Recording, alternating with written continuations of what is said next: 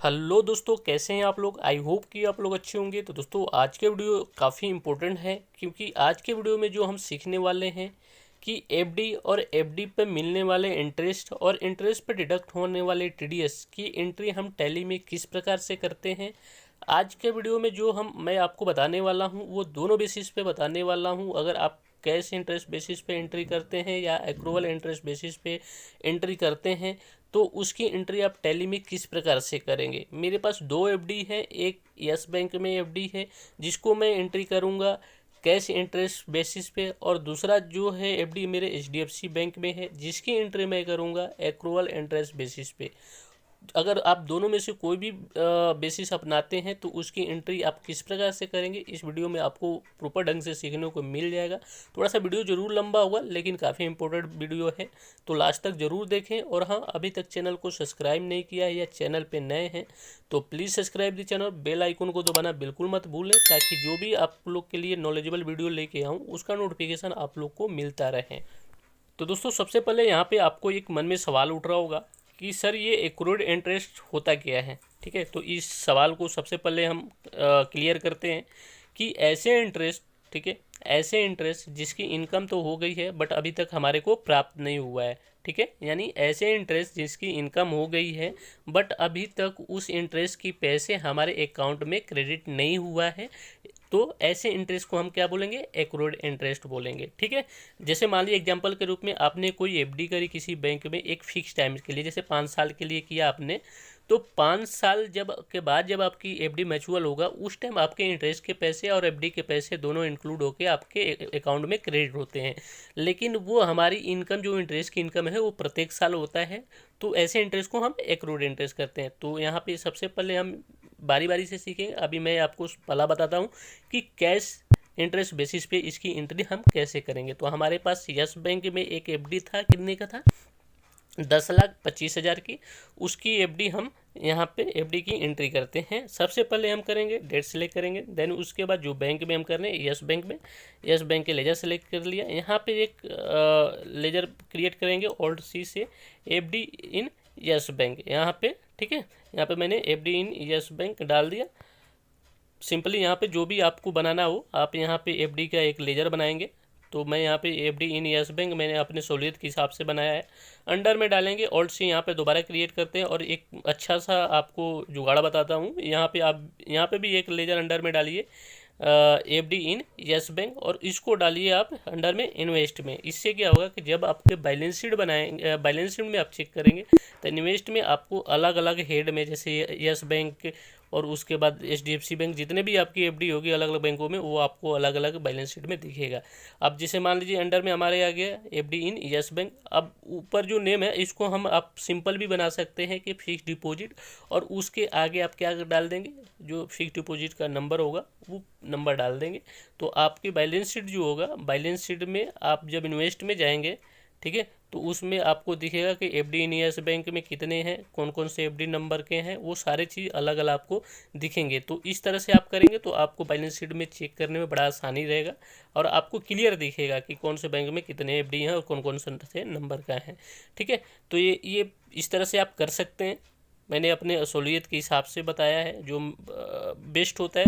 ठीक है, उसके बाद यहाँ पे हम एफडी के अमाउंट डाल दिए, कितने, 10,25,000 की एफडी थी। ठीक है, इसकी एंट्री हमने एफडी की एंट्री डाल दी है 1 अप्रैल में। अब आपकी जो एंट्री डालना है वो आपको डालना है इंटरेस्ट की। ठीक है, तो इस वीडियो में हम जो एंट्री कर रहे हैं ये हम कर रहे हैं कैश इंटरेस्ट बेसिस पे। ठीक है, तो यहाँ पे एक जनरल एंट्री करेंगे। ठीक है, जनरल एंट्री 31 मार्च 2023 के डेट डालते हैं। ठीक है, उसके बाद यहाँ पे सिलेक्ट करेंगे उस एफडी को जिस एफडी का इंटरेस्ट की एंट्री हम यहाँ पे कर रहे हैं। तो हमारा जो अभी यस बैंक में हमने एफडी की एंट्री करी थी 10,25,000 रुपये, उस एफडी को यहाँ पे हमने सिलेक्ट कर लिया। उसके बाद यहाँ पे अमाउंट कौन से डालेंगे, यहाँ पे अमाउंट इंटरेस्ट की जो पैसे प्राप्त हुए हैं, जैसे 10,250 रुपये इंटरेस्ट के पैसे हुए हैं और उस पर जो टीडीएस डिडक्ट हुए हैं कितने, 1,025 रुपये। तो 10,250 माइनस 1,025 रुपये, यानी जो अमाउंट बच के आएगा 9,225 रुपये, उतने अमाउंट यहाँ पे डाल देंगे। इससे क्या होगा कि आपकी जो एफडी के पैसे हैं, ठीक है, जो एफडी हैं, जैसे मान लो 10,25,000 की हमने एफडी करी थी, उस पे हमने 1 साल के बाद हमारी जो एफडी के अमाउंट है वो बढ़ जाएगा 9,225 रुपये से। ठीक है, तो यहाँ पे 9,225 रुपये डाल देंगे तो आपकी जो अमाउंट एफडी का अमाउंट होगा 10,25,000 से बढ़ के वो आपके कुछ और हो जाएंगे, यानी 9,225 रुपये आपके एफडी के अमाउंट बढ़ जाएंगे। उसके बाद यहाँ पे एक लेजर क्रिएट करेंगे टीडीएस ऑन एफडी इंटरेस्ट। ठीक है, तो टीडीएस और एफडी इंटरेस्ट इसको हम किस में डालते हैं, इसकी कौन सी हेड में जाएगी आपको, ये जाएगा करेंट एसेट में। ठीक है, उसके बाद इसको डालने के बाद सिंपली आपको सेव कर देंगे। ठीक है, तो ये हमारा जो है टीडीएस ऑन एफडी इंटरेस्ट यानी टीडीएस की एंट्री यहाँ पे आप लेजर है जो क्रिएट हो गई है। ठीक है, यहाँ पे इसको एक्सेप्ट करते हैं पहले। उसके बाद यहाँ पे टीडीएस की जो अमाउंट है कितना था, 1,025 रुपये। ठीक है, यस बैंक में ही था, उसको हम सिंपली यहाँ पे 1,025 रुपये डाल दिया। उसके बाद यहाँ पे जो अगला लेजर क्रिएट करेंगे वो क्या क्रिएट करेंगे, ठीक है, इंटरेस्ट ऑन एफडी। ठीक है, यहाँ पे एक लेजर क्रिएट करेंगे इंटरेस्ट ऑन एफडी। सिंपली आप जितने भी आपके एफडी हो गए अलग अलग बैंकों में, आपकी सारी जो इंटरेस्ट के पैसे होंगे एक जगह वो इकट्ठा आपको प्रॉफिट लॉस अकाउंट में दिखेंगे। तो ठीक है, इसके बाद यहाँ पे हमने एक लेजर क्रिएट किया, इसको हमने किस में डाल दिया, इनडायरेक्ट इनकम में, क्योंकि ये हमारे लिए इनडायरेक्ट इनकम होता है। तो जितने भी आपकी अलग अलग बैंकों में आपकी एफडी होगी, जब उसकी इंटरेस्ट की एंट्री डालेंगे तो सारा आपके इंटरेस्ट की पैसे जो होगा वो एक जगह इकट्ठा दिखेगा प्रॉफिट लॉस अकाउंट में आपको इनडायरेक्ट इनकम में। ठीक है, एफडी के जो इंटरेस्ट के पैसे था वो डाल दिया, इसको हम सिंपली यहाँ पे हमने सेव कर दिया। अब मैं एक बार आपको दिखाता हूँ कि अब ये जो चीज़ है जो अभी हमने एफडी के एंट्री करी, इंटरेस्ट की एंट्री करी और टीडीएस की जो एंट्री करी, ये हमारे बैलेंस शीट में किस तरह से दिखता है। तो सबसे पहले हम चले गए इन्वेस्ट में। उसके बाद यहाँ पे देखेंगे कि एफडी इन यस बैंक में हमारे यहाँ पे ओपन करेंगे तो यहाँ पर दिख रहा है। ठीक है, यहाँ पे एंट्री किया। ठीक है, यहाँ पे देखेंगे कि हमारी 10,34,225 रुपये, यानी हमारी जो स्टार्टिंग में जो हमारी एफडी था कितने के था, वो 10,25,000 रुपये की, और ये अब बढ़ के कितना हो गया हमारा, ये बढ़ के हमारा हो गया 10,34,225 रुपये, यानी 9,225 रुपये हमारी एफडी में जो था उसमें ऐड हो गए। ठीक है, यहाँ पे देखेंगे ना, स्टार्टिंग में हमारा 10,25,000 की एंट्री था, उसमें हमारा 9,225 रुपये जो इंटरेस्ट है ये इंक्लूड हो गए। तो हमारी एफडी की अमाउंट कितना हो गया, 10,34,225 रुपये, ये हमारी अब एफडी का पैसे हो गए। अब यहाँ पे एफडी पे जो टीडीएस है, टीडीएस जो डिडक्ट है वो भी देख लिया आपने। अब आपको इनकम दिखाता हूँ, इसमें जो इंटरेस्ट के पैसे जो हमने डाला था वो भी आपके प्रॉफिट लॉस अकाउंट में इनडायरेक्ट इनकम में दिख रहा है। तो इस तरह से ये आपकी कैश लेजर जो कैश इंटरेस्ट बेसिस जो होता है वो आपको इस तरह से एंट्री करना है। अब आपको यहाँ पे मैं बताता हूँ कि जो एक्रूड इंटरेस्ट बेसिस होता है उसकी एंट्री हम टैली में किस प्रकार से करेंगे। तो सबसे पहले हम एफडी के एंट्री पहले डालेंगे। ठीक है, 1 अप्रैल को हमने एफडी करी, कितनी की, कौन सी बैंक में, HDFC बैंक में। तो सबसे पहले हम HDFC बैंक का एक लेजर क्रिएट करेंगे, क्योंकि इसमें हमारे पास अभी बैंक का लेजर नहीं क्रिएट है। तो हमने HDFC बैंक, ठीक है, यहाँ पे क्रिएट कर लिया। उसके बाद यहाँ पे सिंपली आपको क्या डालना है, ठीक है, एफडी।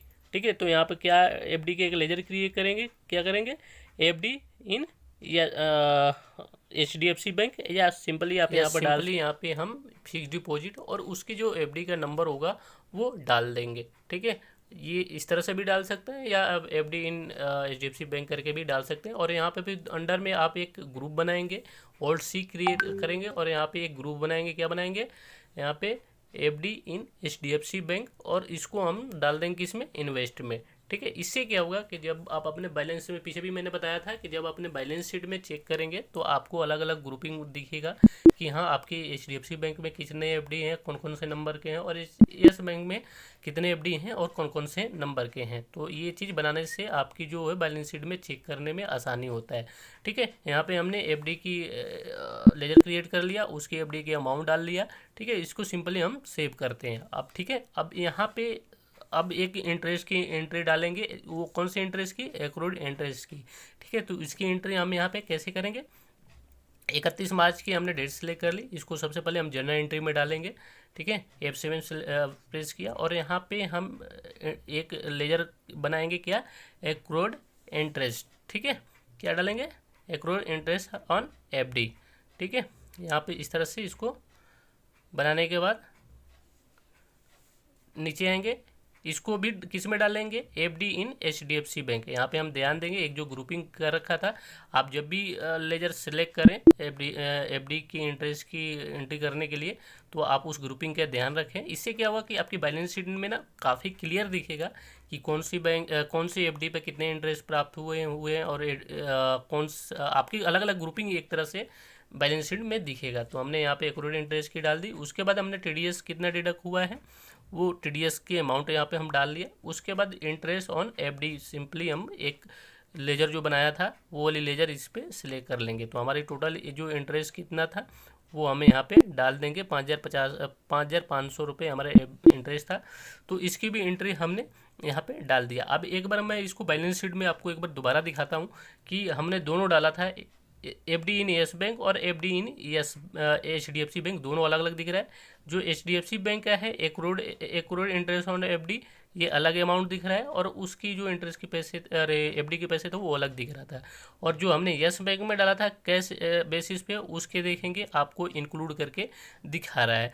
तो इस तरह से आप एंट्री करेंगे। और उसके बाद आप यहाँ पे एफडी टीडीएस ऑन एफडी पर जाएंगे तो यहाँ पे भी आपको देखेंगे जो टीडीएस की अमाउंट है वो अलग आपको टोटल दिख रहा है। उसके बाद दोबारा हम चलते हैं प्रॉफिट लॉस अकाउंट में, तो आपकी जो टोटल इंटरेस्ट के पैसे हैं यहाँ पे आपको वो भी दिख जाएंगे। ठीक है, ये दोनों आपको दिख रहे हैं। तो इस तरह से आप दोनों बेसिस पे, चाहे जो भी बेसिस आपको अच्छा लगे, दोनों बेसिस में कोई भी बेसिस अपना सकते हैं और इस तरह से अपने टैली में एंट्री कर सकते हैं। तो दोस्तों यही था वीडियो में। आई होप कि वीडियो पसंद आया होगा। मिलते हैं अगले नेक्स्ट वीडियो में। जय हिंद, जय भारत, धन्यवाद।